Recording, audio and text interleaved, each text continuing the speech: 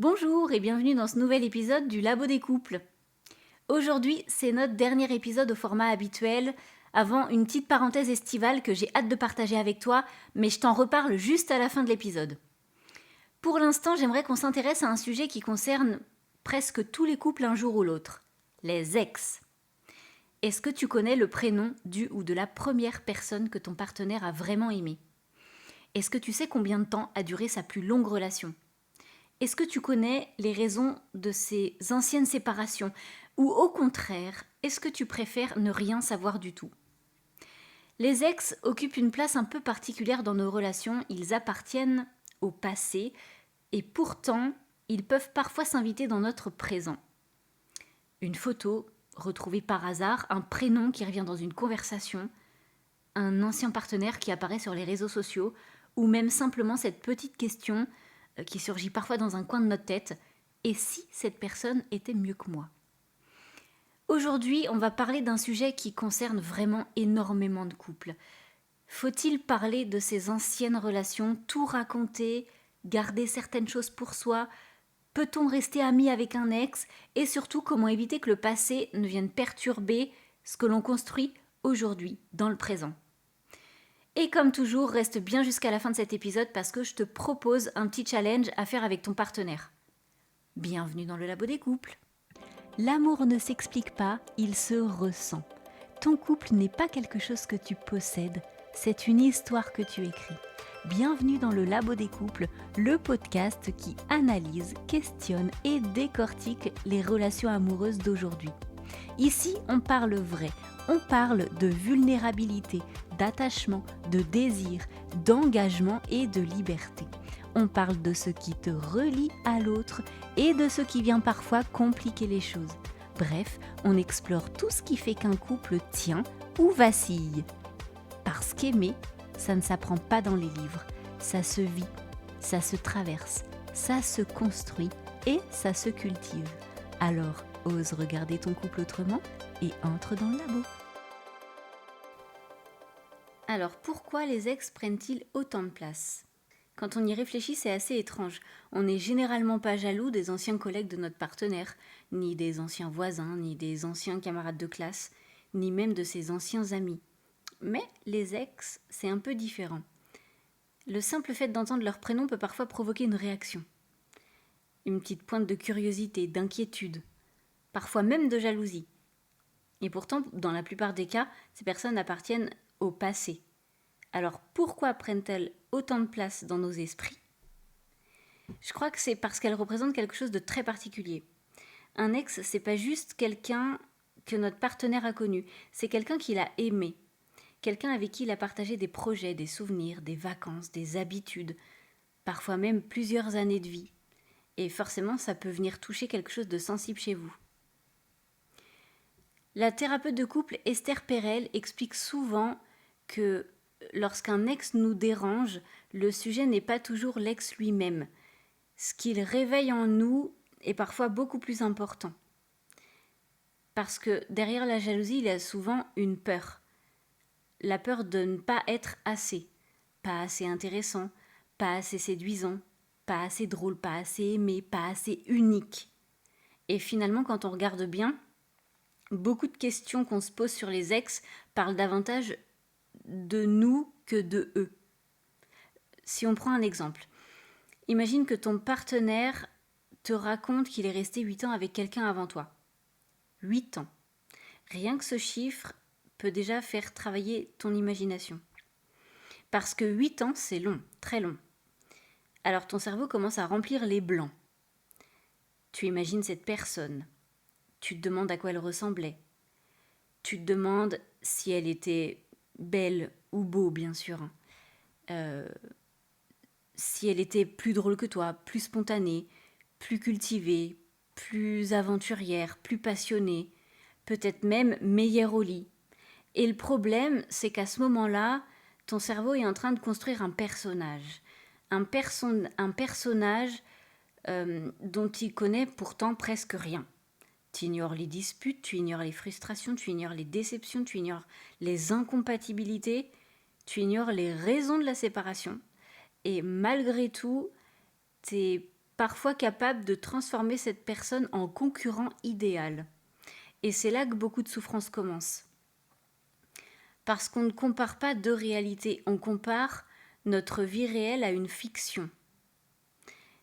Et c'est un combat qu'on peut absolument jamais gagner, parce que cette version imaginaire de l'ex sera toujours plus parfaite que la réalité. D'ailleurs, est-ce que tu as remarqué une chose? Quand on se compare à un ex, on ne se compare presque jamais sur les aspects négatifs.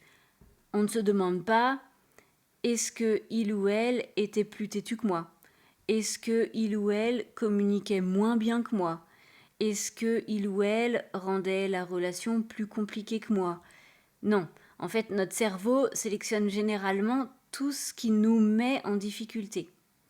Comme s'il cherchait volontairement les éléments capables de fragiliser notre propre confiance. Et aujourd'hui, les réseaux sociaux amplifient encore plus ce phénomène. Parce qu'avant, lorsqu'une relation se terminait, les souvenirs finissaient souvent dans une boîte au fond d'un placard, quelques photos, quelques lettres, et puis en fait, la vie continuait après. Aujourd'hui, le passé reste parfois accessible en permanence. Il suffit de quelques clics.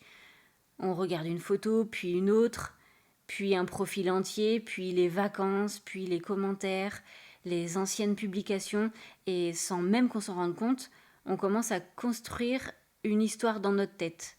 Une histoire qui ne repose pourtant que sur quelques images soigneusement choisies, si je peux dire, parce qu'il ne faut jamais oublier une chose, les réseaux sociaux montrent rarement les disputes du dimanche soir, les pleurs, les déceptions, les moments de solitude. Ils montrent les anniversaires, les couchers de soleil, les voyages, les sourires, les rires. Autrement dit, le meilleur de l'histoire. Et lorsqu'on compare notre quotidien aux meilleurs souvenirs de quelqu'un d'autre, le résultat est presque toujours injuste. Mais il y a encore quelque chose de plus intéressant. Parce que on ne réagit pas tous de la même façon face aux ex. Certaines personnes n'accordent quasiment aucune importance au passé amoureux de leur partenaire. Pour elles, ce qui compte, c'est le présent. Le passé est terminé, point final. Et elles ont parfois du mal à comprendre pourquoi d'autres peuvent être autant perturbées par ce sujet. À l'inverse, certaines personnes ressentent un besoin presque naturel de comprendre. Elles veulent connaître les grandes lignes, savoir ce qui a marqué leur partenaire, comprendre ce qui a fonctionné, ce qui n'a pas fonctionné, parfois même savoir qui a quitté qui. Et très souvent, ces deux sensibilités se rencontrent dans un même couple. L'un ne voit aucun intérêt à parler des ex, l'autre ressent le besoin d'en parler pour se sentir rassuré. Et chacun pense souvent que sa manière de fonctionner est la plus logique. Le premier se dit « pourquoi remuer le passé ?» Le second se dit « pourquoi éviter le sujet ?» Alors qu'en réalité, aucun des deux n'a forcément tort. Ils ont simplement des besoins différents. Et je pense que c'est important de le rappeler. Parce que beaucoup de conflits naissent justement de cette incompréhension. On croit parler de ses ex, alors qu'en réalité, on parle souvent de sécurité émotionnelle. On parle de confiance, on parle de besoin d'être rassuré ou du besoin d'être respecté dans son intimité. Et lorsque on regarde les choses sous cet angle, la conversation devient souvent beaucoup plus intéressante. Au fond, la vraie question n'est peut-être pas qui était cette personne. La vraie question est souvent pourquoi ai-je besoin de savoir ? Ou parfois, pourquoi ai-je si peur de savoir ? Et c'est probablement là que commence la réflexion la plus intéressante sur les ex. Alors, une fois qu'on commence à parler des ex, une question finit presque toujours par arriver sur la table. Faut-il tout raconter de son passé amoureux ? Et je vais peut-être te décevoir, mais je ne crois pas qu'il existe une réponse universelle. Parce que, comme beaucoup de sujets dans le couple, tout dépend des personnes concernées, de leur histoire, de ce dont elles ont besoin pour se sentir bien dans la relation. En revanche, je pense qu'il existe un piège dans lequel beaucoup de couples tombent. Le piège du tout ou rien. D'un côté, certains pensent qu'il faut absolument tout dire. Chaque relation, chaque expérience, chaque détail, comme si l'honnêteté consistait à ouvrir entièrement les archives de sa vie sentimentale. De l'autre, certains refusent complètement le sujet. Ils répondent par des phrases comme ça appartient au passé, ça te regarde pas, ce qui compte c'est aujourd'hui. Et parfois, cette fermeture peut être vécue comme un rejet par le partenaire en face. À mon sens, aucune de ces deux extrêmes n'est idéale, parce qu'il y a une différence entre l'honnêteté et la transparence totale. Si on prend un exemple, une femme demande à son compagnon combien il a eu de relations sérieuses avant elle. Il va répondre, puis elle demande combien de temps elles ont duré, puis elle veut savoir les prénoms, puis elle demande laquelle a été la plus importante, puis celle qui lui a fait le plus de peine, puis celle avec laquelle il a vécu les meilleurs moments. Et elle continue pour savoir celle qu'il a le plus aimée. Quelques semaines plus tard, elle se surprend à penser régulièrement à l'une de ses anciennes partenaires à lui. Une personne qu'elle n'a pourtant absolument jamais rencontrée. Une personne qui n'existe plus dans la vie de son compagnon en plus. Mais qui occupe quand même maintenant une place dans son esprit. Et c'est là qu'une question intéressante apparaît. Pourquoi voulait-elle savoir tout ça ? Parce que parfois, derrière certaines questions, il y a simplement de la curiosité, mais parfois il y a aussi autre chose. Une inquiétude, une peur. Comme si on cherchait une réponse capable de nous rassurer définitivement. Comme si on espérait entendre « tu n'as aucune raison de t'inquiéter ». Le problème, c'est qu'il existe rarement une information capable de calmer durablement une insécurité. Parce qu'une fois qu'une question obtient sa réponse, une autre arrive souvent derrière, puis une autre, puis encore une autre, et au final, on se retrouve parfois à enquêter sur une relation qui n'existe plus depuis des années. Je pense que beaucoup de couples se reconnaîtront dans cette situation. Au départ, on pose une question anodine, puis une deuxième, puis une troisième. Et sans vraiment s'en rendre compte, on se retrouve à comparer les durées de relation, les voyages, les souvenirs, les habitudes, les projets réalisés ensemble. Comme si on cherchait à savoir si on est mieux ou moins bien que les personnes qui nous ont précédés. Mais cette comparaison est souvent impossible parce que chaque relation est différente. On ne vit pas la même histoire à 20 ans qu'à 40 ans. On n'est pas la même personne, on n'a pas les mêmes attentes, on n'a pas les mêmes priorités. Et surtout, c'est pas parce que une relation a duré longtemps qu'elle était heureuse. Combien de couples restent ensemble pendant des années tout en étant profondément malheureux ? Combien de personnes restent par habitude, par peur du changement, par peur de solitude ? À l'inverse, certaines relations très courtes ont parfois été extrêmement importantes. La durée ne dit pas tout, et c'est souvent là que les comparaisons deviennent trompeuses. Mais il y a un autre sujet dont on parle peu, c'est la différence entre les informations utiles et les informations inutiles. Par exemple, savoir que ton partenaire a déjà vécu une relation longue peut t'aider à mieux comprendre son parcours. Savoir qu'il a déjà été trompé peut expliquer certaines peurs actuelles. Savoir qu'il a vécu une rupture particulièrement difficile peut éclairer certaines réactions. Ces informations permettent parfois de mieux comprendre la personne qu'on aime. En revanche, certains détails n'apportent pas grand-chose à la relation actuelle et peuvent même parfois créer des images mentales difficiles à oublier et inutiles. Je pense notamment aux comparaisons physiques, aux détails très intimes, au classement, à toutes ces questions auxquelles il est finalement impossible de répondre sans créer une forme de compétition. Parce qu'au fond, quel est l'intérêt de savoir avec qui ton partenaire a vécu son plus beau voyage ? Ou qui embrassait le mieux ? Ou avec qui il a vécu sa meilleure Saint-Valentin ? Très souvent, ces réponses n'apportent rien au couple. Elles nourrissent simplement des scénarios. Et ces scénarios peuvent parfois devenir envahissants. Alors, comment trouver le bon équilibre ? Je pense qu'une question peut nous aider.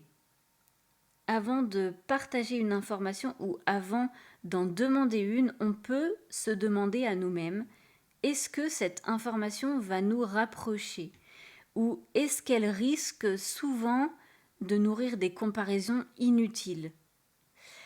Parce qu'il y a une différence entre construire la confiance et nourrir l'anxiété.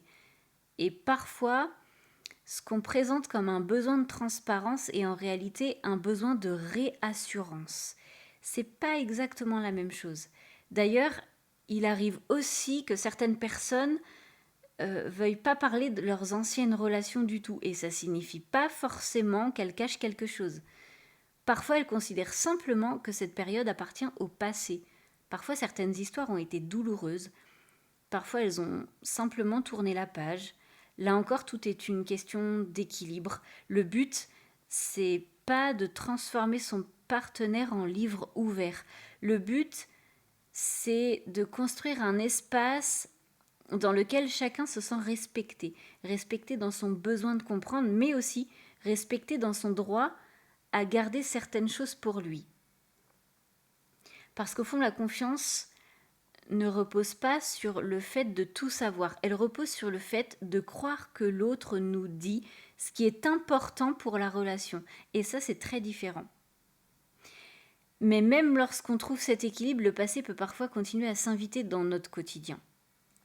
Et c'est justement ce dont j'aimerais te parler maintenant.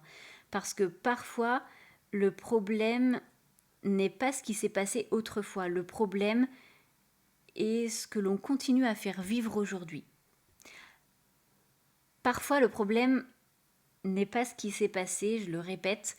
Le problème est ce qu'on continue à faire vivre dans le présent. Parce qu'au fond, les ex ne peuvent avoir d'influence sur notre couple actuel que si, d'une manière ou d'une autre, ils occupent encore une place dans nos pensées, dans nos conversations ou dans nos inquiétudes.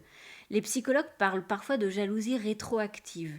C'est un terme un peu compliqué pour décrire quelque chose de finalement assez simple. La jalousie rétroactive, c'est lorsqu'on souffre davantage du passé de son partenaire que de son présent.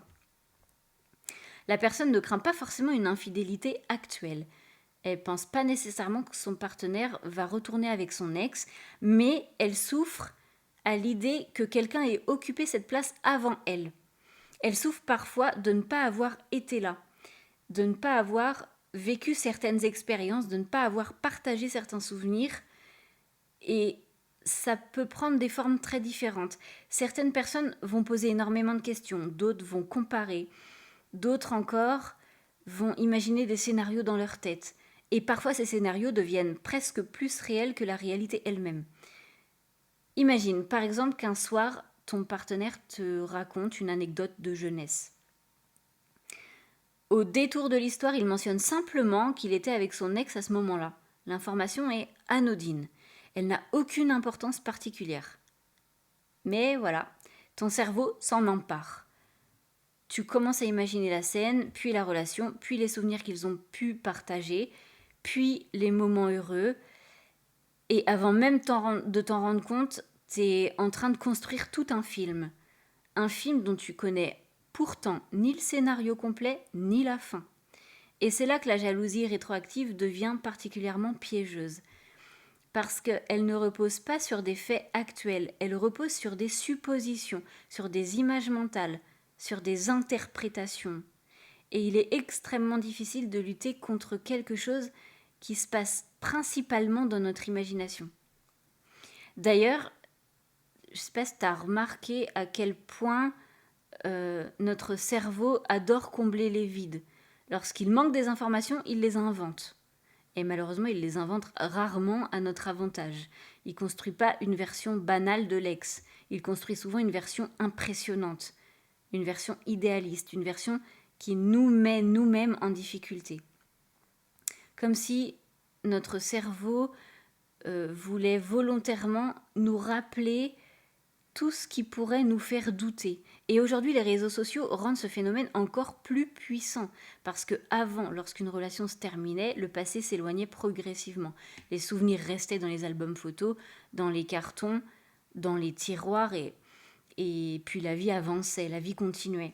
Aujourd'hui, le passé reste parfois à portée de clic. Tu connais peut-être cette situation, tu es tranquillement sur Instagram, puis tu vois apparaître l'ex de ton partenaire dans les suggestions.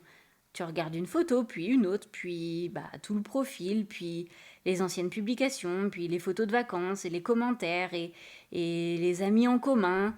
Et en fait, 30 minutes plus tard, ton humeur a changé, sans que tu t'en rendes compte.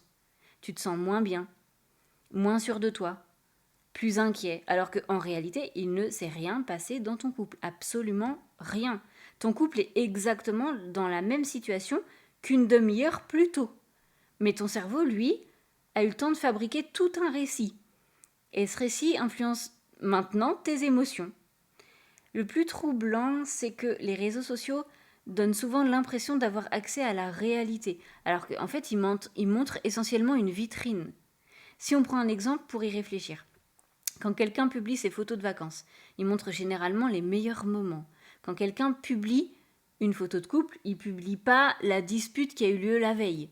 Quand quelqu'un partage un anniversaire, il ne partage pas forcément les difficultés du quotidien. On regarde donc souvent la version la plus flatteuse de la vie des autres. Puis on la compare à notre quotidien réel. Forcément, la comparaison est faussée dès le départ en fait. Et c'est exactement la même chose lorsque on observe l'ex de son partenaire. On ne voit qu'une petite partie de l'histoire. Mais notre cerveau agit comme s'il avait accès à l'ensemble. Il remplit les trous, il complète les blancs et il construit parfois une réalité qui n'existe pas. Alors, que faire lorsque on se surprend à tomber dans ce piège ?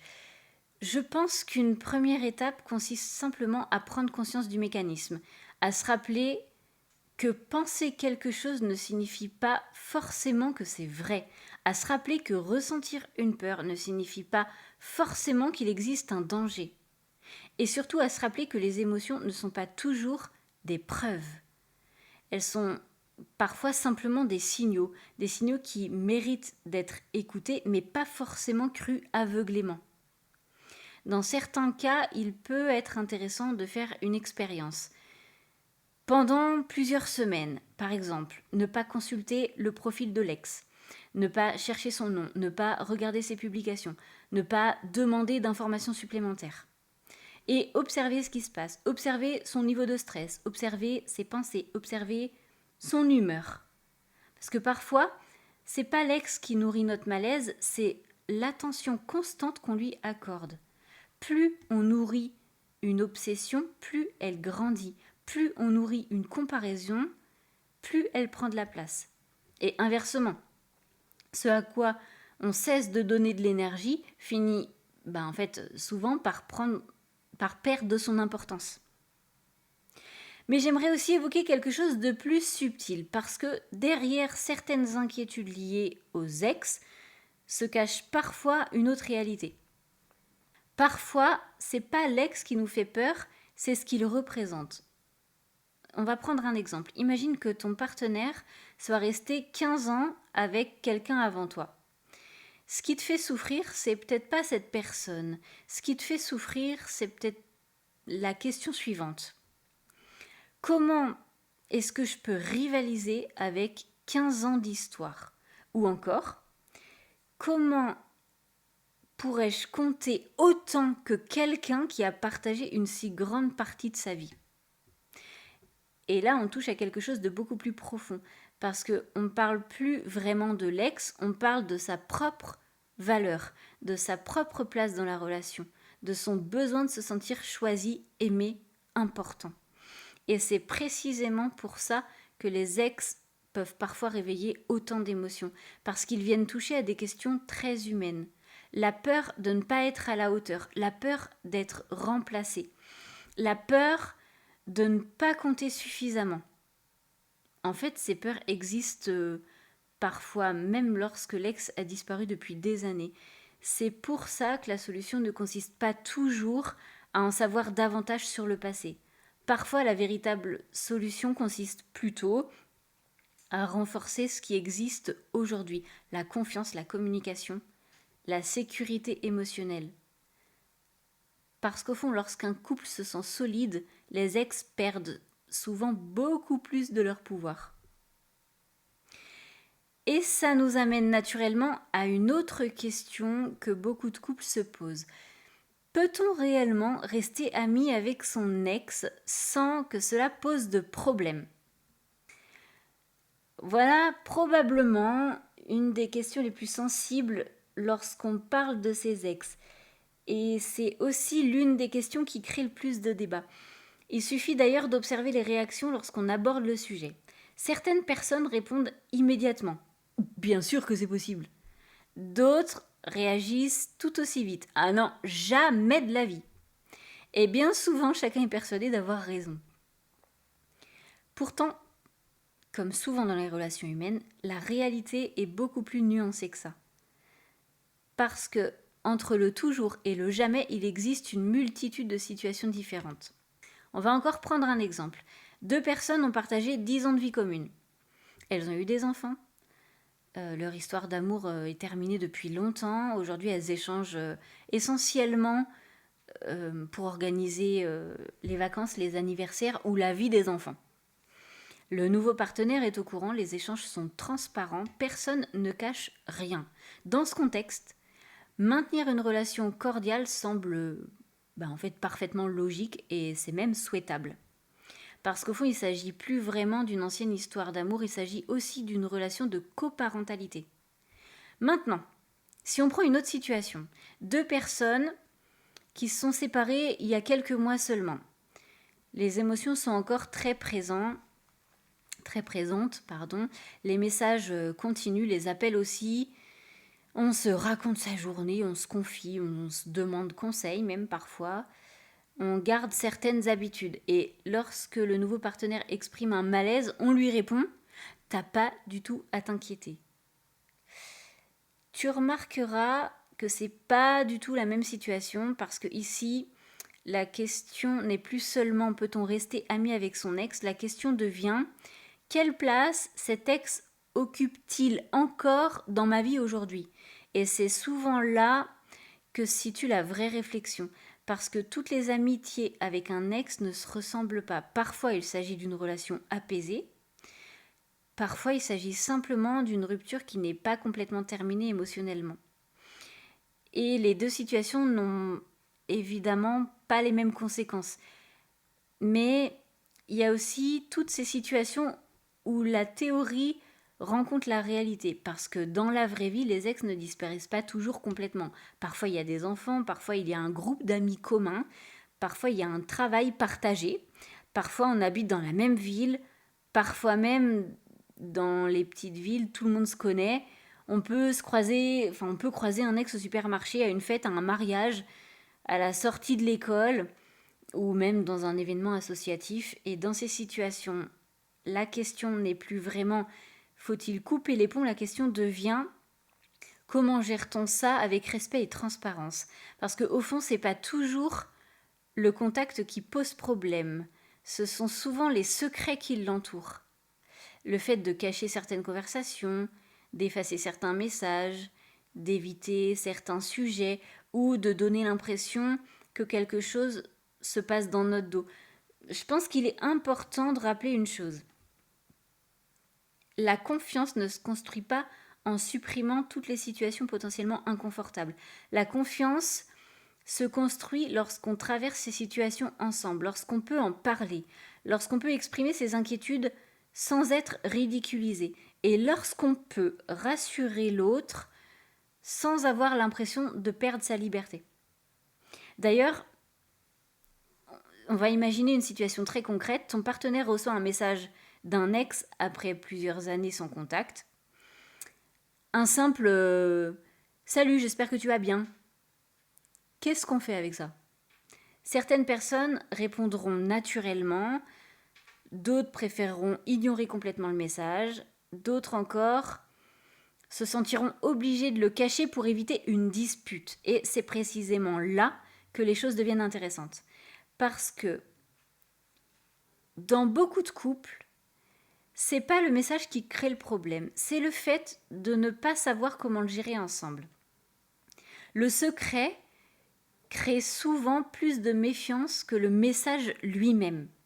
C'est aussi pour ça que je pense que les couples gagnent à parler de leurs limites avant que les situations se présentent. Parce que lorsqu'on attend qu'un problème apparaisse pour en discuter, les émotions sont déjà là en fait. Alors que lorsqu'on échange calmement en amont, on comprend mieux les besoins de chacun. Par exemple, qu'est-ce qui te semblerait respectueux ? Qu'est-ce qui te semblerait déplacé ? Y a-t-il certaines situations qui te mettraient mal à l'aise ? Y a-t-il des comportements qui te rassureraient ? Ce sont des discussions simples, mais étonnamment, beaucoup de couples ne les ont jamais. Et pourtant, elles permettent souvent d'éviter de nombreux conflits. Mais même lorsqu'il n'y a aucun contact avec l'ex, il arrive parfois que celui-ci continue malgré tout à occuper une place dans la relation. Non pas parce qu'il est présent, mais parce qu'il revient régulièrement dans les conversations. Parler de son ex, c'est normal. On a tous une histoire. On a tous vécu des choses avant notre relation actuelle. Il serait finalement assez étrange de faire comme si rien de tout ça n'était arrivé en fait. Rien de tout ça n'avait existé. Le problème, c'est donc pas de mentionner un ex de temps en temps. Le problème apparaît lorsque cette présence devient récurrente. Par exemple, tu racontes un souvenir de vacances et ton partenaire répond « Ça me rappelle quand j'étais partie en Italie avec mon ex. » Quelques jours plus tard, « Mon ex adorait ce restaurant. » Puis, « Mon ex faisait pareil. » Et encore, « Mon ex détestait ça. » Individuellement, ces remarques sont absolument anodines, mais répétées régulièrement, elles peuvent donner l'impression qu'une troisième personne s'invite constamment dans la conversation. Et à force, ça peut devenir pesant pour l'autre. Parce qu'on a parfois le sentiment d'être comparé, même lorsque ce n'est pas l'intention de l'autre. Ou pire encore, on peut avoir l'impression que l'ancien couple continue d'occuper beaucoup de place dans l'esprit de son partenaire. Et c'est là qu'un malentendu apparaît souvent. Parce que dans certains cas, la personne qui parle de son ex ne s'en rend même pas compte. Elle ne parle pas de son ex parce qu'elle regrette cette relation. Elle en parle simplement parce que cette personne faisait partie de sa vie à une époque. C'est un peu comme lorsqu'on raconte un souvenir d'enfance. L'intention, c'est pas de comparer. L'intention est simplement de raconter un événement. Mais de l'autre côté, l'effet produit peut être différent.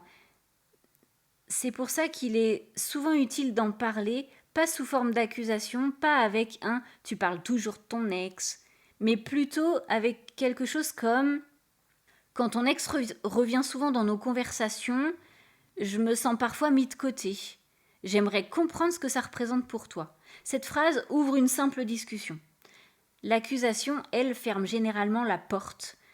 Et parfois, cette simple conversation permet de découvrir quelque chose de très rassurant, que l'autre ne pensait absolument pas à mal, qu'il n'avait même pas conscience de la fréquence de ses références, ou qu'il parlait davantage d'une période de sa vie que de la personne en elle-même.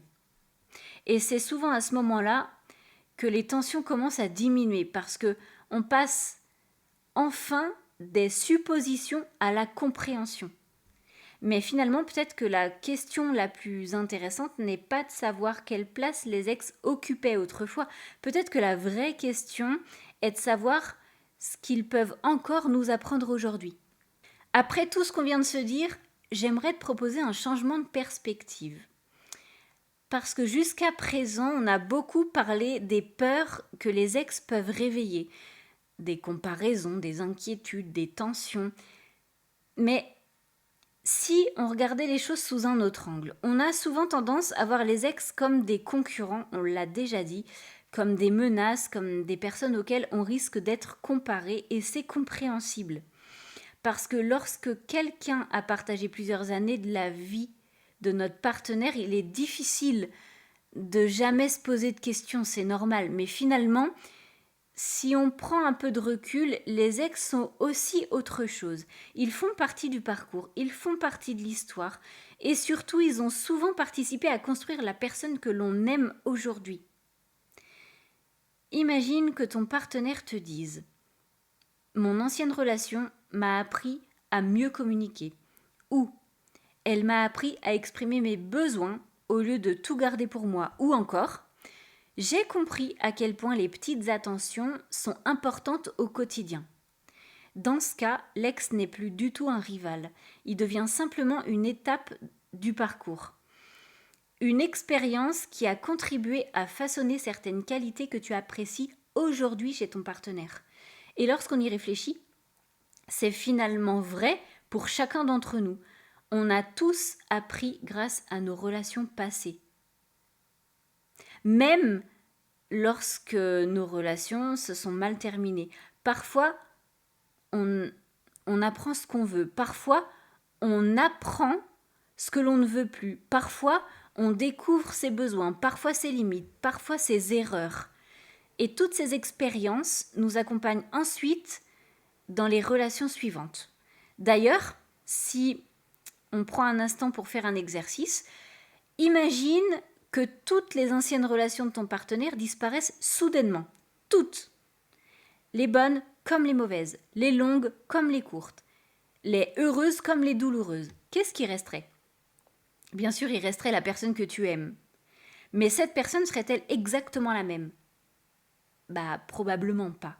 Parce que chaque expérience laisse une trace. Chaque rencontre nous transforme un peu. Chaque relation nous apprend quelque chose sur nous-mêmes. Et ça vaut également pour toi. Peut-être qu'une ancienne relation t'a appris l'importance de la communication.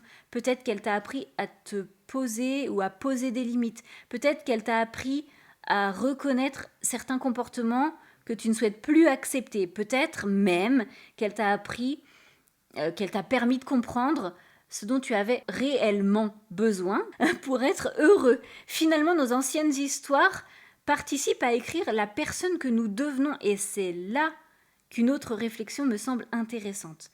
Parce que parfois, les ex nous enseignent davantage sur notre couple actuel que sur le passé. Je m'explique. Imaginons qu'un ex soit parti depuis 10 ans. Il n'y a plus aucun contact, aucune discussion, aucune interaction. Et pourtant, sa simple existence continue de provoquer beaucoup d'angoisse. Dans ce cas, une question mérite peut-être d'être posée. Le problème est-il réellement cet ex ? Ou est-ce qu'il révèle quelque chose qui manque aujourd'hui ? Un manque de confiance, un manque de sécurité affective, un manque de communication. Parce que parfois, ce qu'on croit être un problème lié au passé est en réalité un signal envoyé par le présent. Et je trouve que cette idée est particulièrement importante parce qu'elle nous redonne du pouvoir. On ne peut pas modifier le passé. On ne peut pas effacer les anciennes relations. On ne peut pas réécrire l'histoire. En revanche, on peut agir sur ce qui se passe aujourd'hui. On peut renforcer la confiance, on peut améliorer la communication, on peut exprimer davantage ses besoins. On peut créer davantage de sécurité émotionnelle dans son couple. Et lorsque ces fondations deviennent solides, les ex perdent souvent beaucoup de leur importance. Parce qu'au fond, lorsqu'on se sent aimé, choisi et en sécurité dans la relation, le passé devient beaucoup moins menaçant. J'aime beaucoup une idée qu'on retrouve chez Esther Perel. Elle explique que chaque relation est unique. Il n'existe pas de classement universel des histoires d'amour. On ne remplace pas une relation par une autre comme on remplacerait un téléphone ou une voiture. Chaque histoire est différente. Chaque histoire répond à un moment particulier de notre vie. Chaque histoire nous fait grandir d'une manière différente et ça signifie quelque chose de très rassurant. Le fait que ton partenaire ait aimé avant toi ne diminue absolument pas la valeur de ce que vous construisez aujourd'hui. De la même manière que le fait d'avoir eu des amis avant une rencontre n'empêche pas de créer une nouvelle amitié forte, ou que le fait d'avoir voyagé dans d'autres pays n'empêche pas d'apprécier pleinement une nouvelle destination. Le passé n'enlève rien au présent. Et parfois, Il lui donne même davantage de profondeur. Alors, peut-être que la vraie question n'est pas quelle place les ex ont-ils occupée, mais plutôt quelle place est-ce que je choisis de leur donner aujourd'hui ? Parce qu'au fond, les ex font partie de l'histoire. Mais ils ne sont plus censés écrire les prochains chapitres. Et c'est justement ce qui nous amène à la conclusion de cet épisode. Finalement, je crois que les ex ne sont ni des ennemis, ni des sujets tabous. Ils font partie de notre histoire. Mais ils ne devraient pas diriger notre présent. Comme le rappelle le spécialiste des relations de couple John Gottman, la confiance ne se construit pas par le contrôle permanent. Elle se construit à travers les comportements qui permettent de se sentir en sécurité dans la relation. J'aime beaucoup cette idée, parce qu'au fond, la confiance ne consiste pas à tout savoir sur ce qui s'est passé avant nous. La confiance consiste à croire en ce qui se construit aujourd'hui. On est souvent jaloux des chapitres précédents. Pourtant, quand on commence un roman, on ne demande jamais que les premiers chapitres soient supprimés. Sans eux, l'histoire n'aurait aucun sens.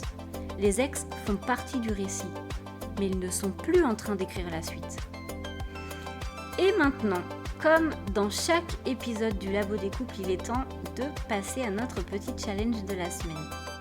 Cette semaine, je te propose un exercice un peu différent. Prends quelques minutes avec ton partenaire et pose-lui simplement cette question. Quelle leçon importante as-tu apprise d'une ancienne relation et qui nous aide aujourd'hui dans notre couple? Attention, l'objectif n'est pas de parler des ex pendant 1 heure. L'objectif n'est pas non plus de comparer ni de réouvrir de vieilles blessures. L'objectif est simplement de mieux comprendre ce que chacun a appris de son parcours amoureux. Parce que parfois, ce ne sont pas les anciennes histoires qui comptent, ce sont les leçons qu'elles ont laissées. Avant de se quitter, j'ai aussi une petite annonce à te faire. Comme je te l'ai glissé au début de cet épisode, le Labo des couples va prendre ses quartiers d'été. Mais rassure-toi, cet été, j'avais pas envie de te laisser avec des rediffusions. Je t'ai préparé une série totalement inédite que j'ai hâte de partager avec toi. Je l'ai appelée les flashs de l'été. Des épisodes plus courts, plus légers, parfaits à écouter sur la route des vacances, pendant une balade, au bord de la piscine ou même pendant un moment de détente. À chaque fois, on partira d'une question simple, parfois plus profonde qu'elle en a l'air, et on prendra quelques minutes ensemble pour réfléchir à ce qu'elle dit de nos relations et de notre vie de couple. Cette série spéciale débutera dès le 1er juillet et se terminera le 26 août. Et pour l'occasion, petite nouveauté, contrairement au reste de l'année où on se retrouve tous les 15 jours, les flashs de l'été seront publiés chaque mercredi. Un rendez-vous hebdomadaire tout au long de l'été. Autant dire que j'ai hâte de vivre cette aventure avec toi et surtout d'avoir tes retours. Merci encore d'avoir passé ce moment en ma compagnie, que tu sois là depuis le tout premier épisode ou que tu aies rejoint l'aventure plus récemment.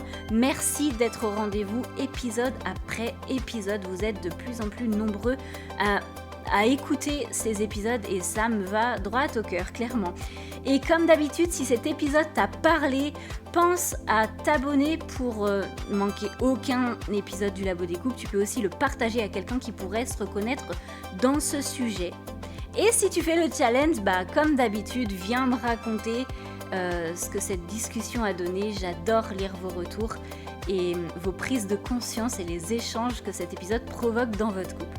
Je te retrouve dès le 1er juillet pour le tout premier flash de l'été. D'ici là, prends soin de toi et de ton couple et à très vite dans le Labo des couples.